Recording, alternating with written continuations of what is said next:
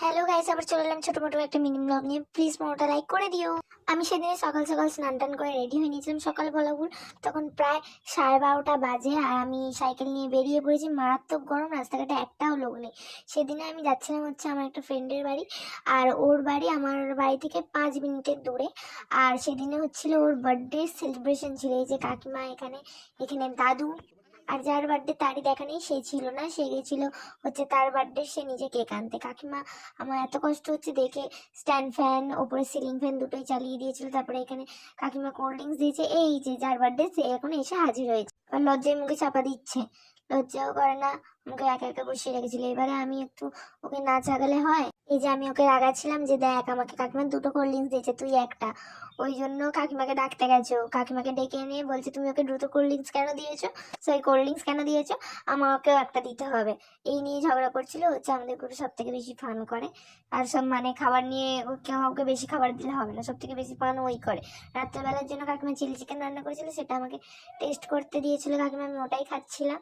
আর এখানে ও দেখাচ্ছিল যে রাত্রেবেলা কি পরবে ও, আর বাচ্চাদের মতো বেলুন, হ্যাপি বার্থডে এইসব কিনেছে।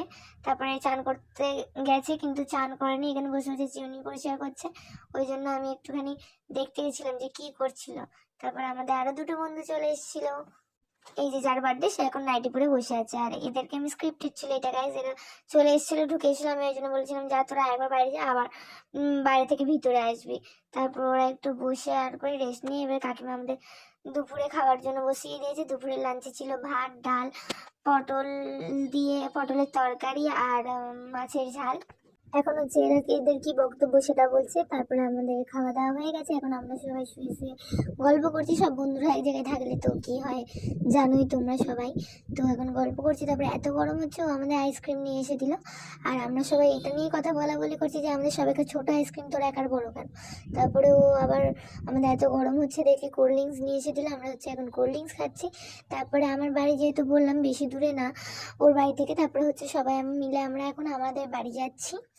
আর তারপরে আমাদের বাড়ি থেকে আমরা এলাম হচ্ছে প্রায় বিকালবেলা 6টা বেজে গেছে। তো এসেও একটু বললো একটু ডেকোরেশন করে দে, কান্নাকাটি করছিল বলে আমরা একটু কোনো রকম ভাবে ছোটো মতো ডেকোরেশন করে দিলাম। এখন হচ্ছে এই ছোটো বাচ্চা মেয়েটা কেক কাটছে, এটা হচ্ছে এর বোন, এর আবার একটা বোনও আছে বাবারে।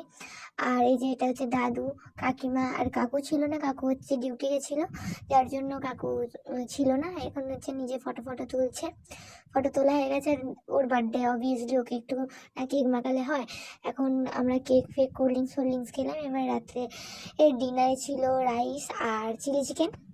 আর তাড়াতাড়ি করে রাত্রে ডিনার কমপ্লিট করে আমরা যে যার বাড়ি চলে আসি। তো ব্লগটা এইটুখানি ছিল, ভালো লাগলে জানিও কেমন হয়েছে। ততক্ষণের জন্য টাটা বাই, দেখা হচ্ছে কোনো নেক্সট ব্লগে।